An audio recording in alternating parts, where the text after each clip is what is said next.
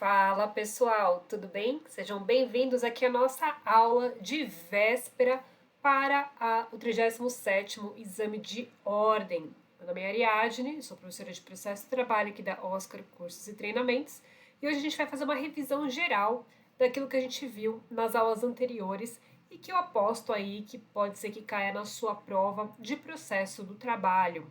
Beleza, então a gente separou alguns temas que eu julgo serem mais importantes aqui. Todos são importantes, né, gente? Mas tem uns que sempre tem uma incidência maior nas provas. A gente vai ver eles agora, beleza? Bora comigo na telinha então? Vamos lá, sem perder tempo. Pessoal, o primeiro tema então que a gente vai falar que aliás que a gente já falou, é o tema da competência. Competência material da Justiça do Trabalho.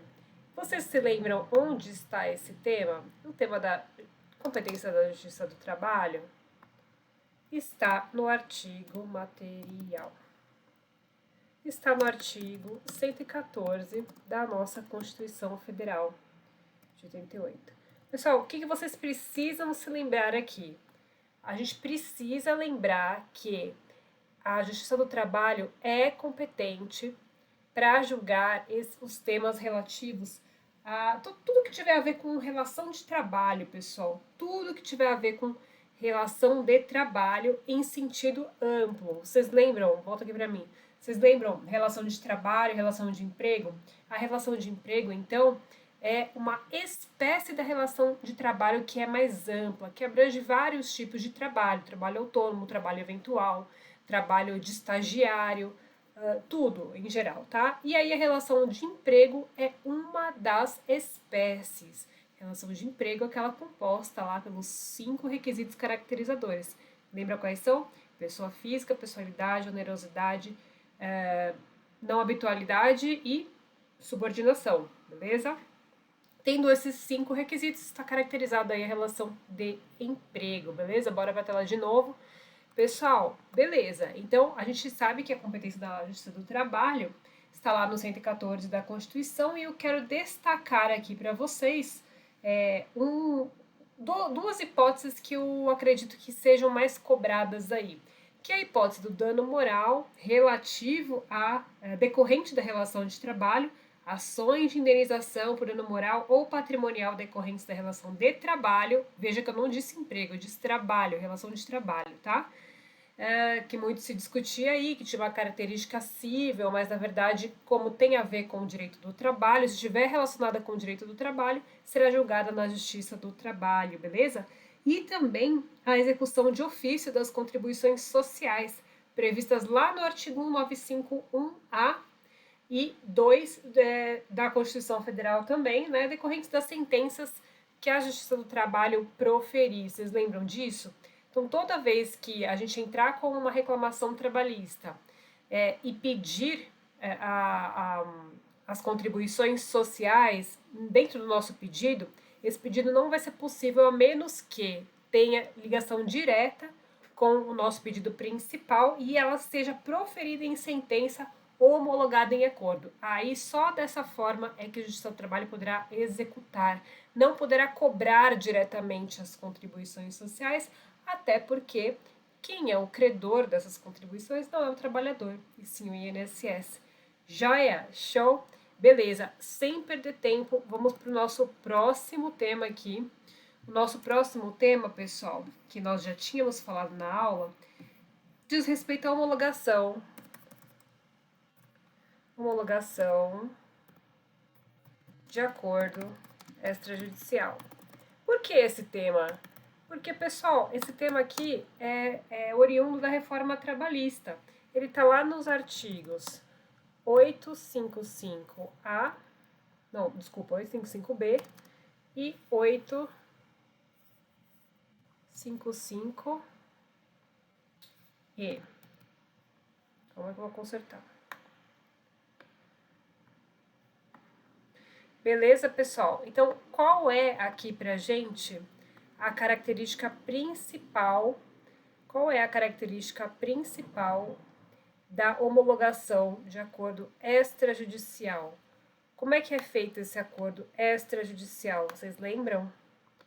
Pessoal, olha só, o acordo extrajudicial, então, tem duas características, dois requisitos muito importantes, que é os que vão distingui-los dos demais procedimentos, tá? Eles têm que ter, para poder ter homologação de acordo extrajudicial, lembrem que os advogados devem ser distintos, ou seja, um advogado diferente para cada parte, e a petição tem que ser conjunta. Na prática, os advogados conversam, elaboram uma única petição inicial, todos assinam e protocolam, tá?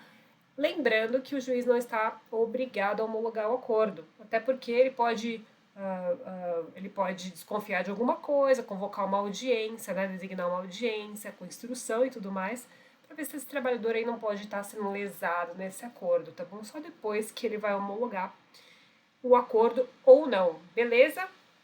Joia, olha só. Então, a gente tem a homologação de acordo extrajudicial. Se você lembrar desses dois requisitos, já está no lucro. A gente falou também do tema da audiência. Lembra, gente? Audiência trabalhista?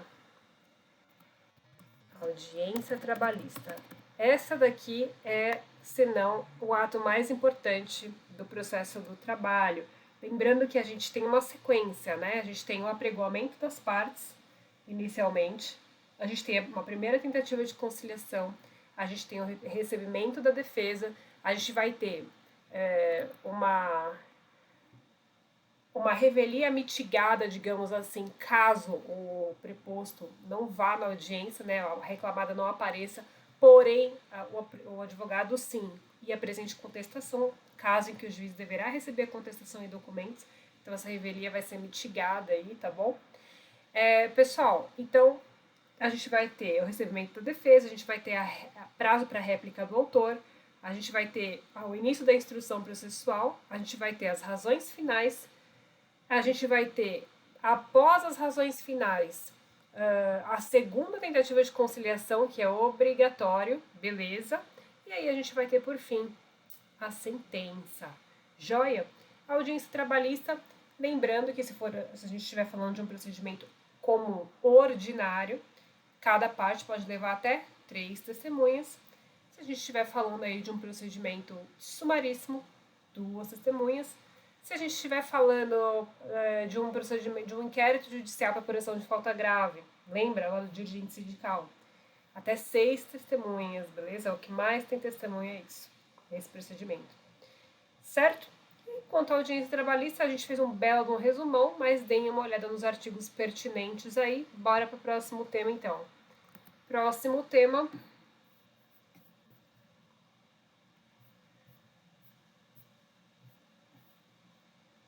Próximo tema, despesas processuais. Vamos lá? Despesas processuais. Falamos bastante sobre despesas processuais, porque este tema cai bastante, tá bom? Pessoal, então vamos lá. Lembrando, o que pode ser despesas processuais? As despesas processuais podem ser as custas, os emolumentos, os honorários advocatícios, honorários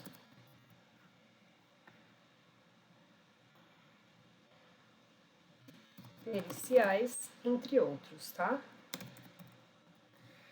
Aí, pessoal, a gente vai ter que emolumentos são os valores, aqueles valores despendidos pelas partes para realização de atos específicos, lembra? Então, por exemplo, hoje em dia a gente não tem muito isso, mas cópias de processos, a gente pode ter expedição de carta de sentença quando a gente vai fazer uma execução provisória, por exemplo, expedição de certidões, tudo isso são pagos via emolumentos, tá bom? E a gente tem também aqui as custas. As custas têm por fim custear o serviço público, ou seja, a própria prestação jurisdicional, né, gente?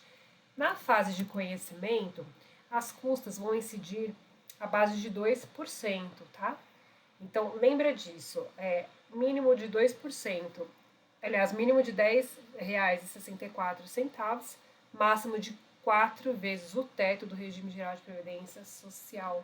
Não pode passar desse valor, tá? Então, a base de 2%. as custas, elas sempre são pagas pelo vencido ao final, beleza?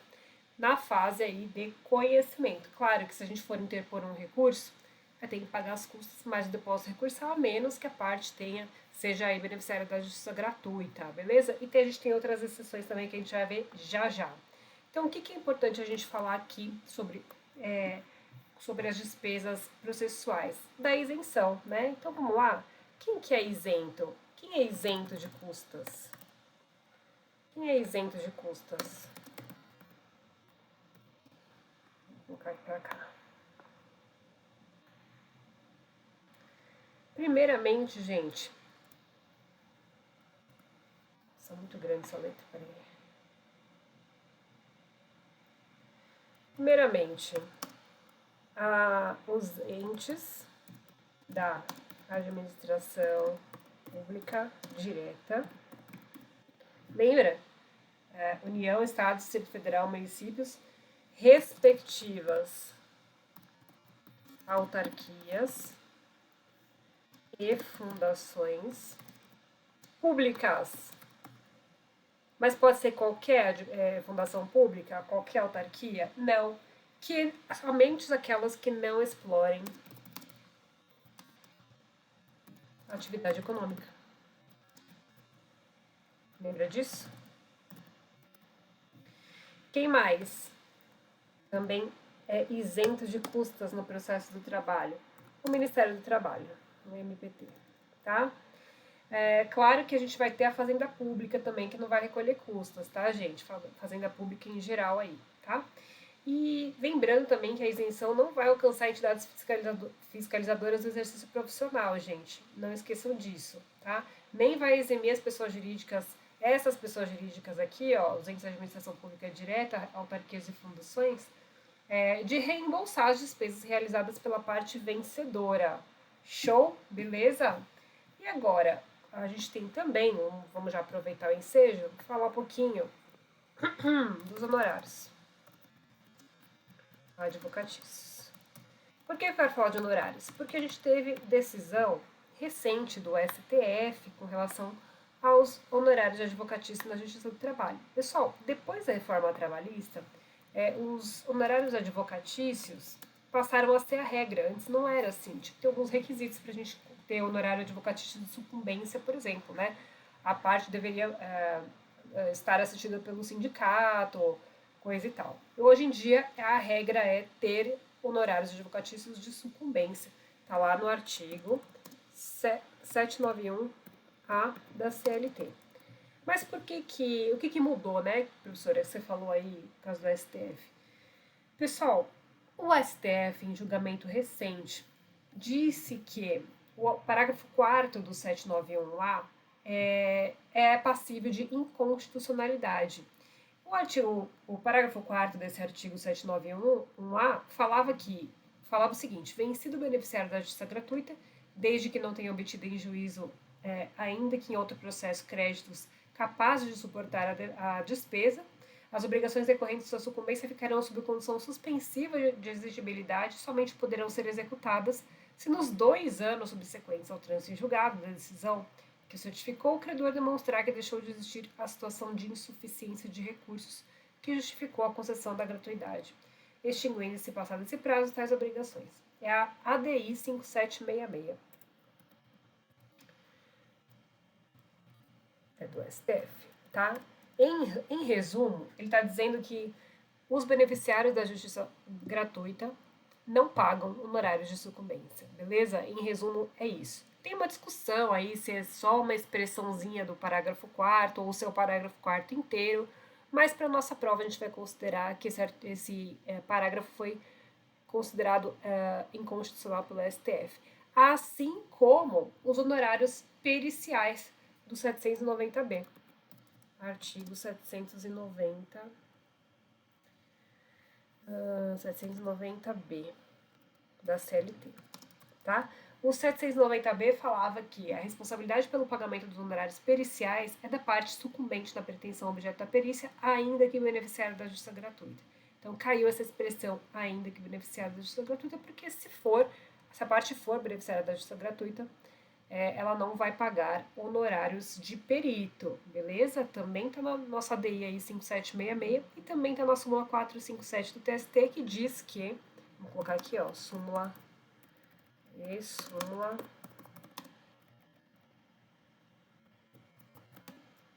457 do TST, que fala que a responsabilidade pelo pagamento dos honorários periciais em caso de beneficiário da justiça gratuita vai ser da União, beleza, gente? Certo? Outra coisa, vocês se lembram de qual é o percentual?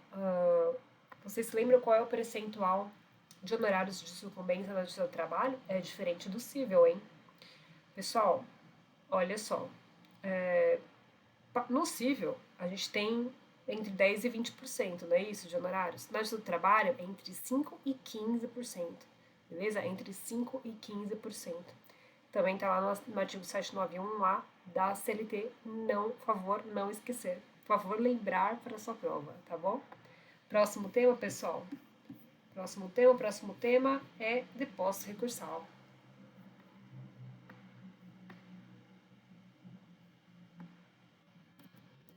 Depósito recursal. Pessoal, depósito recursal. O que a gente pode falar sobre depósito recursal? Que ele é um pressuposto recursal objetivo, sem o qual o recurso não vai ser nem conhecido, não vai ser admitido nem conhecido, tá bom? Ele tem natureza jurídica de garantia do juízo. Natureza de garantia do juízo, tá? Beleza? Por quê? Porque toda vez que a gente vai recorrer na justiça do trabalho, a gente precisa fazer o depósito recursal, a menos, novamente, que a pessoa seja beneficiária da justiça gratuita, tá? Então, pessoal, nesse caso, o depósito recursal, ele tem natureza de garantia do juízo justamente para que, se não houver nenhuma modificação da sentença no final, a parte já está garantida aí para poder ver a sua satisfação do crédito de natureza alimentar, tá bom? Ele cabe aí, então, no recurso ordinário, ele cabe no recurso ordinário, ele vai caber no recurso de revista, TST, ele vai caber nos embargos ao TST, ele vai caber no agravo de instrumento e ele vai caber no agravo de petição, tá? Não se exige depósito recursal no recurso extraordinário, seja objeto de tema do STF, tema 679 do STF, beleza? Não vamos esquecer isso. E será que alguém é isento do depósito recursal? O que vocês acham? Será que tem gente que é isento do depósito recursal? Quem é isento de depósito recursal? Pessoal, olha só, quem é isento do depósito recursal será a fila judicial gratuita. Lembra disso? Fila judicial gratuita. Vamos lembrar disso. Tá bom? Como assim fila judicial gratuita, professora? Fila é entidade filantrópica. Judicial, empresas em recuperação judicial, gratuita, beneficiários da justiça gratuita. Beleza? Claro que a Fazenda Pública também vai ficar isenta do depósito recursal, né? Até porque os débitos referentes à Fazenda Pública têm que ser jogados lá no juízo da falência, no juízo universal da falência, tá bom? E a massa falida, de acordo com a súmula 86 do TST, também não recolhe depósito recursal. Beleza? Será que tem alguém que paga metade do depósito recursal? Tem alguém que paga metade, será? Tem, né? Vamos colocar aqui, ó. Vou colocar em vermelho. Recolhe pela metade. Tem as entidades sem fins lucrativos, os empregadores domésticos,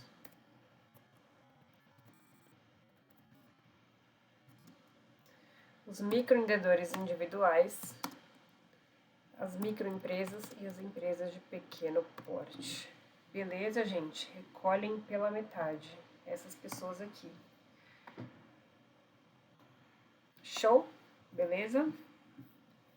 Pessoal, próximo tema, provas. Provas no processo do trabalho.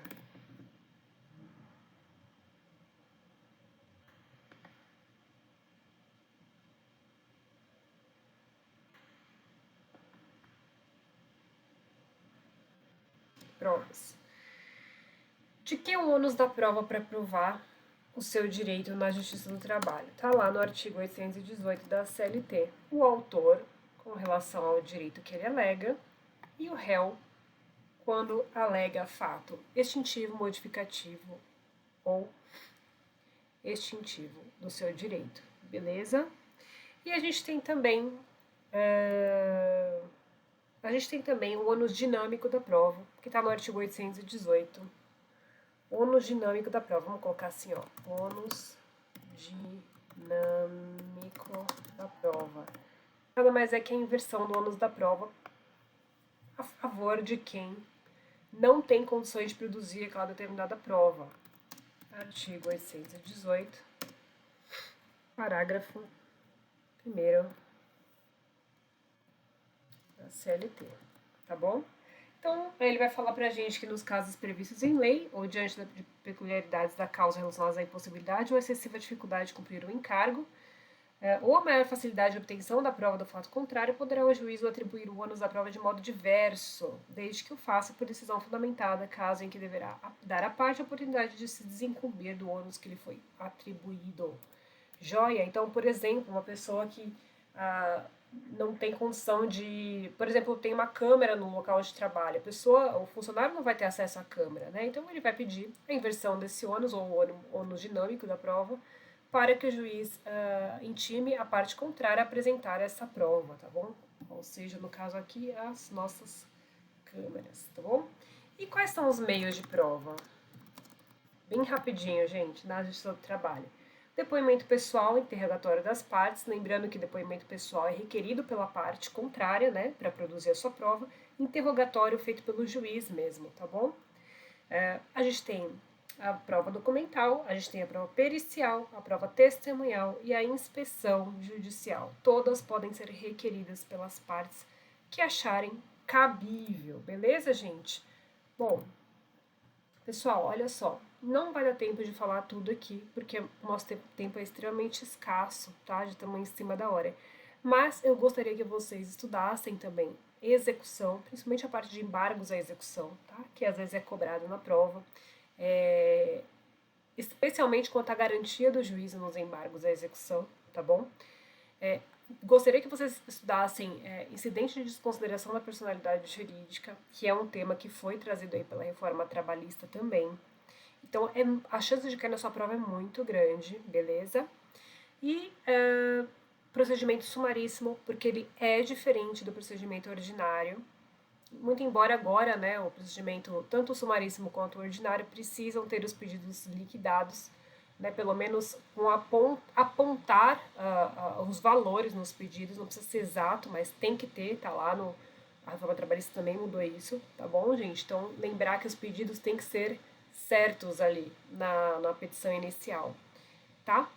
Então, procedimento sumaríssimo, IDPJ, incidente de desconsideração da personalidade jurídica, execução, a parte de embargos à execução, e também vejam súmula 100 do TST com relação à ação rescisória e demais, tá bom, gente? A ação rescisória costuma cair também, uma outra questãozinha costuma aparecer, tá bom? É o que eu queria passar para vocês hoje, espero que vocês tenham uma ótima prova amanhã, tá? Tudo de bom e a gente se vê na segunda fase, se Deus quiser, tá bom? Até mais, gente. Tchau, tchau.